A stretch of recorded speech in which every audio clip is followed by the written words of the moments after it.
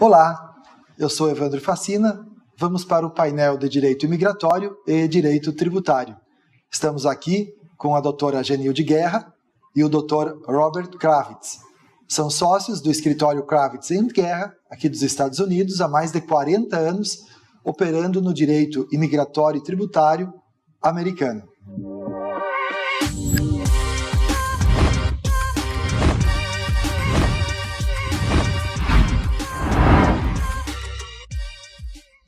Quando as pessoas chegam nos Estados Unidos, elas procuram um advogado para fazer a sua consulta e eles querem saber a diferença de ter um visto de permanência ou ter um green card. Eu gostaria de perguntar ao Dr. Robert, qual a diferença entre um visto e um green card? Well, there's a big difference, and I think what people need to do and really think about is getting the proper advice right away. It's very easy to make a mistake. It happens, unfortunately, all the time. There's a big difference between a green card and a visa, even though some visas last for many years and do allow you to work in the United States. So you have to make the decision. Is this something I want to do temporarily, or do I really know in my heart of hearts that I want to live permanently in the United States? One of the things that happens when you file for a green card is you make a declaration. I want to live in the United States. I want to be a legal permanent resident of the United States. If you change your mind, and sometime then in the future you're filing for a tourist visa to come visit Disney World, you're going to have a problem because the guy at the embassy is going to say, hey, wait a minute, you filed for a green card some years ago. I think you really want to live here and you're just asking for a tourist visa because you know they're easy to get. Também tem muitas vezes a pessoa não está 100% certa que ela quer morar nos Estados Unidos permanentemente e ela ainda tem negócios e famílias no país de origem e pegar o green card às vezes não é o conveniente, principalmente no meu ponto de vista na parte tributária, porque é muito difícil você tirar o green card da parte tributária da sua vida. Pode levar até 9 anos e o green card fica te perseguindo. E o visto não. O visto praticamente, se você abandonar o seu visto hoje, amanhã o seu tributário já é completamente diferente do dia anterior. Então, consequentemente, tem que fazer um bom planejamento antes de vir e também saber quais os objetivos. Não tem um objetivo a pessoa pegar um green card hoje e se ela não está pronta a vir aos Estados Unidos permanentemente. Existe uma dúvida comum, Dr. Robert, a respeito dos vistos que dão green card ou não. Quais são essas diferenças? I think there's a big difference, of course. A visa is temporary and a green card is permanent, as we discussed. But I think the important thing is for people to realize these are separate concepts. There's really no such thing as a visa that turns into a green card. So your visa request should be based on what you want to do in the United States now. There are visas that allow you to work, visas that allow you to study, visas that allow you to just visit. It may be shorter in time, but the point is that's a separate petition. Later on, if you like it here, you like your job, you like your school, then you can change your mind, decide to file for a green card. Completely separate application. You can do yourself no harm in getting a visa to come here temporarily to make sure this is what you want to do with your life. Doutora Genilde, qual a sua opinião a respeito desse assunto?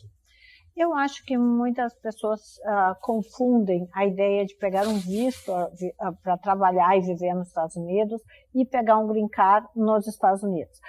Eu acho que são petições separadas. Uma coisa pode ou não ter nada a ver com o visto anterior, mas não deve já pensar no primeiro visto, ficar pensando no green card, porque é uma consequência. E muitas vezes a pessoa acaba desistindo de morar permanentemente nos Estados Unidos. Então o visto é o adequado.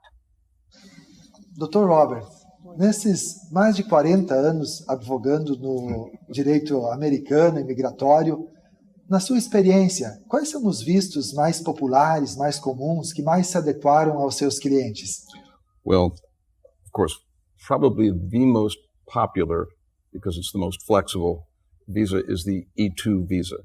It's for investors, but it's not the $1 million investor visa. It's a modest investment, very easy to achieve, and very flexible. It allows the spouse to work. It allows the kids to go to school. It's great. The only drawback is the United States has to have a treaty with your country of citizenship. We do not have a treaty with Brazil. But we've had many, many clients over the years who have some other kind of citizenship. In Brazil, very often it's Italian citizenship. So for a very modest investment, maybe a franchise, maybe buying an existing successful small business, usually in South Florida, of course, you can get an e-visa. They can last forever because as long as your business lasts, your visa lasts. You can work, you can travel, your husband or wife also gets employment authorization, the kids go to school.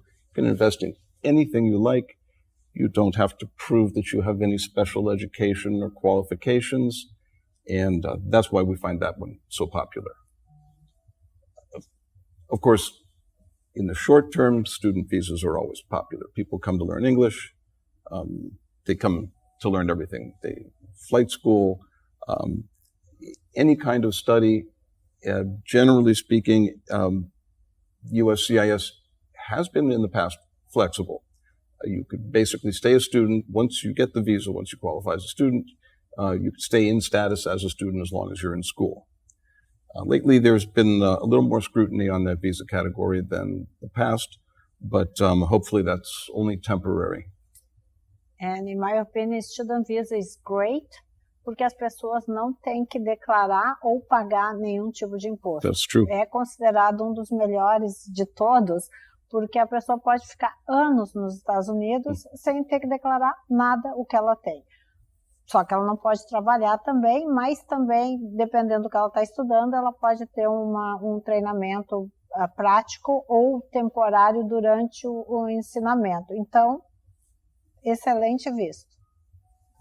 Dr. Robert, existem alguns países que possuem um acordo bilateral para o E2. Quais desses países, por exemplo, são da América Latina que possuem um acordo? Sure.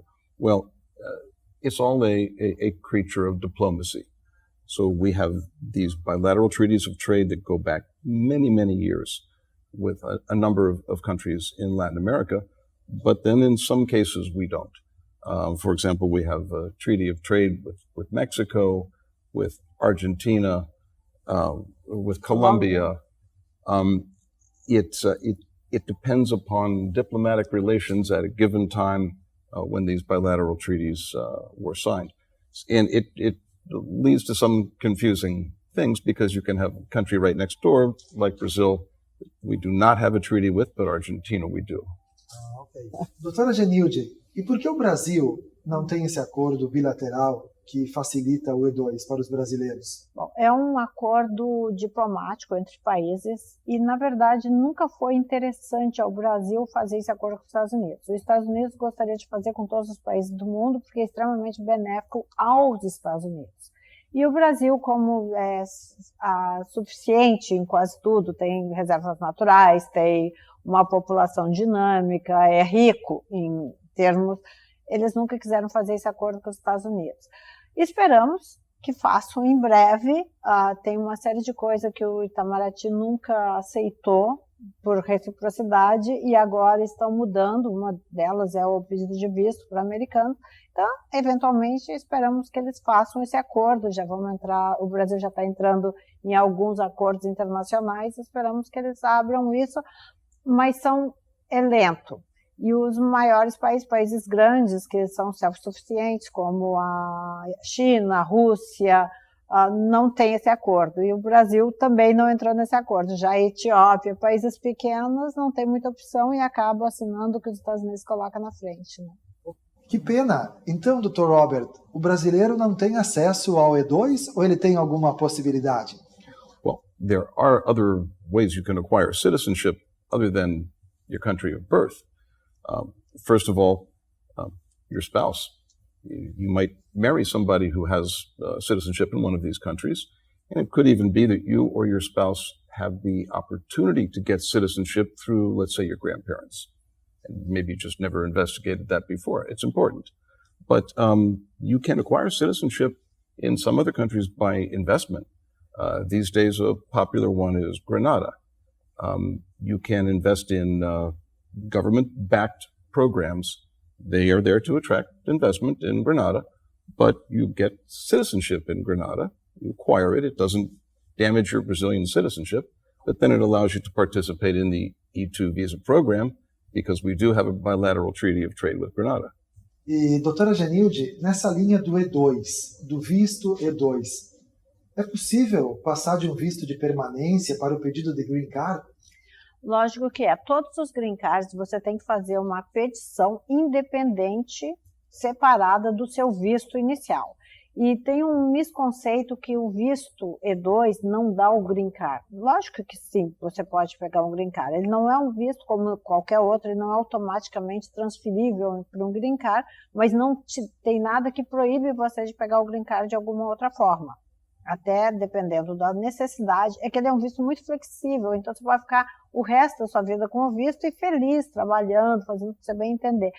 Então, por isso que as pessoas falam, não dá o green card. Mas sim, você pode pedir um green card, paralelamente ao seu visto E2, e pegar o green card se for isso que você pretende fazer. Até mesmo tributariamente, é um excelente visto. Nós usamos muito para fazer planejamento tributário, e nós temos uma família no qual todo mundo já é americano, menos o pai. O pai falou, eu não vou entrar nessa porque eu quero ter a minha flexibilidade de acabar o meu visto caso eu tenha a necessidade de ganhar algum. Ele é um empresário e ele disse, se eu vender toda a minha firma em outros países, eu não quero pagar imposto nos Estados Unidos. Eu acabo meu visto, pego meu visto depois, já que a minha família inteira é americana, eu venho na hora que eu bem entender. Então sim, o E2 pode pegar um green card, é uma petição separada. Diante dessas dúvidas todas, quem são as pessoas habilitadas a fazer a orientação do processo imigratório aqui nos Estados Unidos? Well, I think as with anything, you need to get the right advice and take a little time and effort to find the right professional. It's just like choosing the right doctor. Just because somebody's a lawyer doesn't mean they're an immigration specialist. Just because they say they know something about immigration doesn't even mean they're a lawyer. So you want somebody who has limited their practice to immigration law because it's a complex area. And really, the only way to be totally conversant with immigration law, which changes all the time, is to specialize in it. That's the person to look for. Eu também tenho certeza, quando a pessoa tem que procurar um advogado com experiência na área, e até mesmo nada previne você ir pegar uma segunda opinião, mas sim sempre consultar um advogado credenciado, que você falou diretamente, nunca somente o assistente do advogado. Por quê? Talvez a pessoa acabe te dando algumas opiniões que não são exatamente para você. E também você tem como recorrer. Caso o advogado faça alguma coisa errada, você tem um recurso, assim como você teria com o médico que fizesse alguma coisa errada. Se você vai no charlatão, você está... A gente fala out of luck, se der alguma coisa errada, não. Se a pessoa tem alguma dúvida das credenciais do advogado, é simplesmente ir no Florida Bar, estamos falando da Flórida, ou no estado onde você está consultando o advogado, ver se ele realmente é um advogado licenciado e se tem alguma coisa contra ele no site do Florida Bar.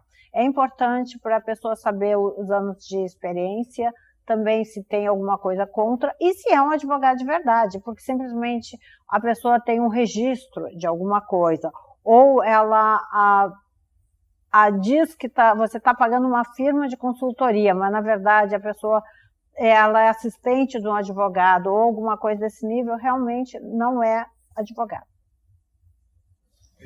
Dr. Robert, falando um pouco sobre o EB1 de habilidades extraordinárias, o EB2 de habilidades excepcionais que está em voga, o que o senhor tem a nos dizer sobre isso, sobre esses tipos de visto? Well, the important green card categories are EB1, EB2, EB3. EB1 is extraordinary ability and multinational executives. Not for everybody. EB2 has become very popular lately. These are categories, though. It's not a green card. It's a category of green cards that you may qualify for. Typically two kinds of EB2 people, people with advanced degrees, and that can be a master's degree, which can be a master's degree, of course, from another country, or it can be a bachelor's degree, also can be from another country, with 5 years of what they call progressively responsible work experience. So you're in the field, you've got your degree, and you're in that field. That would be considered to be the equivalent of a master's degree. So that would be in the EB2 category. That's important because EB2 is closer to the top of EB1. Those visas are more readily available. Those green cards are readily available. There's no long waiting list like there can be. There's also an exceptional ability criteria in EB2, and basically that means that you are exceptional in the field that your job is in, and you are considered by others in your field to be exceptional. There are a number of criteria. We have to hit at least 3 of those criteria and then explain how that relates to the job that you'll be doing in the United States. But it's worth doing because it can save you a lot of waiting time if you can qualify for EB2. EB3 is the next category. It does require a job offer, and it requires what's called labor certification. The reason EB2 is so popular is that if you are in that category and you can prove that what you are going to be doing here in the United States is in the national interest, then you don't need to do this process called labor certification. So you don't need an employer necessarily, and you don't need to prove that no American worker will be displaced if you get that job. And that process can take, I'd say, anywhere from 8 months to a year to complete. And so if it can be avoided because your job is in the national interest, that's what we do.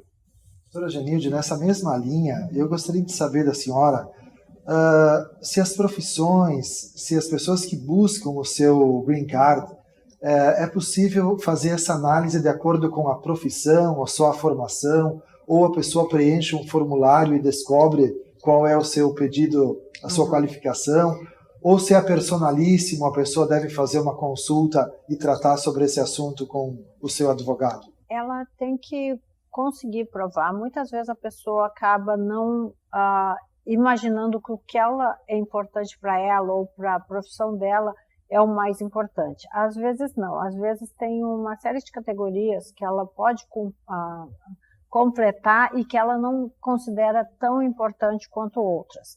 Então ela tem que fazer uma lista cronológica de tudo que ela já fez, o que ela faz, para ver aonde ela qualifica. Se apenas tem pessoas, por exemplo, somente com o bachelor e um mestrado em alguma coisa, independente daquilo que ela vem fazer nos Estados Unidos, ela não necessariamente ela acaba sendo um EB2 dessa forma.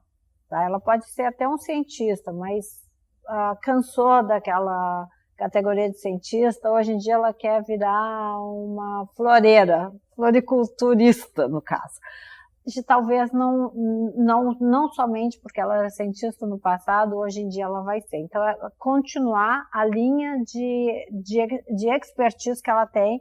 Ela fez aquele mestrado, ela continuou naquele campo profissional, e ela vai exatamente fazer a mesma coisa nos Estados Unidos, e essa mesma coisa é de interesse nacional. Já aconteceu existem locais onde a profissão tem poucas profissionais naquela região específica, mas tem muito no país inteiro. Só que naquele local ninguém quis fazer a mesma profissão. Moral da história, não é de interesse nacional, e sim é um interesse apenas local. Ela qualifica? Sim, qualifica, mas talvez não como interesse nacional. Então ela tem que trocar a categoria um pouquinho, porque ela tem uma profissão importante para aquele local, mas não é nacional. Então a gente tem que analisar a qualificação de cada pessoa. Infelizmente é individual. A gente gostaria que fosse tudo igual, que todo mundo qualificasse, que era só 1, 2, 3, fez, entrou. Seria mais fácil a vida de todo mundo, inclusive do advogado.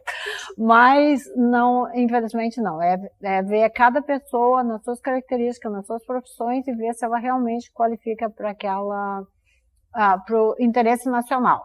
Se não qualificar para o interesse nacional, assim, de cara, Às vezes ela continua qualificando para um EB2, que é muito interessante, porque são as categorias de green cards, que é EB1 até EB5, tem 5 categorias, e cada um vai de acordo com a sua qualificação. Se não qualifica para um, pode qualificar para o outro. Não precisa todo mundo entrar numa única linha. Okay. Então o EB2 ele é bem amplo, ele tem várias, a pessoa pode ter uma oferta de trabalho no ramo de expertise dela. Ela tem mestrado, ela está super qualificada para aquela posição. Perfeito. É melhor ela entrar trabalhando para alguém do que simplesmente tentar pegar por conta. E, obviamente, quem define essa estratégia vai ser o advogado da imigração e não o cliente. E o objetivo é sempre chegar lá com o resultado que a pessoa está esperando, né? E não jogar com a pessoa. Então, a gente tem que... E falando um pouquinho, Dr. Robert, sobre o EB5, o visto que precisa o aporte financeiro. Sure. EB5 has been around really since the 90s. It became popular really just maybe within the last 10 years. And of course, up until November of last year, of 2019, it was very accessible, either $500,000 or $1 million investment. The target of the program is to create jobs. It's an employment creation program. In November, in their wisdom, Congress raised the amount of the investment. And now for certain types of investments, the investment must be $900,000. And for other investments that don't meet this limited criteria, it's $1.8 million. And of course, that's made it a little less accessible for the average person, but it is still something that we see a lot of interest in from our clients. And by the way, unlike the E2 visa, it is not limited by country. So anyone who can afford to make that kind of investment is welcome in that program. A única coisa que eu poderia acrescentar do EB5 é que é muito importante verificar o tipo de projeto que a pessoa estaria investindo, porque eles estão levando muito tempo para aprovar. É burocracia, falta de pessoal, tem uma série de motivos, não tem nada a ver com o bom ou ruim do projeto. Mas no meu ponto de vista, se o projeto ele é mais ou menos e levar 4 anos para ser aprovado, é possível que o negócio não dure tanto tempo. Como dizia o Warren Buffett, a gente quer companhias que vão estar aqui daqui a 10 anos. Então, é meio risco se o projeto não tem todas as categorias de um projeto sólido. Porque 5, 7 anos de agora, talvez o projeto não seja tão bom quanto ele é hoje. Então, esse é o negativo do EB5. Muito bem, e para concluir essa parte migratória, eu vou fazer a última pergunta para você, doutora Genilde, sobre a sua visão que o imigrante, qual a visão que os Estados Unidos têm do imigrante? Ele é bem-vindo aqui? Extremamente bem-vindo. Os Estados Unidos é um país feito de imigrantes, todos os imigrantes vêm aqui apenas acrescentar a vida melhor do americano. Ao contrário, isso vai de A a Z. Existem projetos de pegar por mérito, mas até a pessoa mais simples, que venha trabalhar ou na lavoura, ou limpar sua casa, ou construção, seja o que for, ele é extremamente bem-vindo, é o que mantém a nossa inflação baixa, é o que faz a nossa economia circular, e na verdade todo mundo é de uma forma ou outra imigrante aqui. Se não é a primeira, segunda geração, possivelmente você não vai encontrar 3 gerações para trás que não era imigrante. Então, todo mundo é imigrante, é isso que fez a América forte. É seguir as regras, a gente quer pessoas de bem, e todo imigrante leva muita coragem a pessoa ser imigrante. Então, todo imigrante já está acima do normal, porque ele teve aquela coragem de enfrentar o desconhecido. Isso vai para todo mundo, não somente para a pessoa mais simples, mas até mesmo o milionário. Quando ele decide, vou aventurar para outro país para melhorar a minha condição de vida, ou o meu negócio, ampliar o meu negócio, ele está indo no escuro, tecnicamente, porque a vida é diferente, então já mostra que ele é especial, que ele tem um vigor muito diferente, muito superior a um ser humano, e seja bem-vindo, é assim que a gente quer o nosso país para ser. E todo mundo está aqui para contribuir para a nossa vida melhor, não é verdade?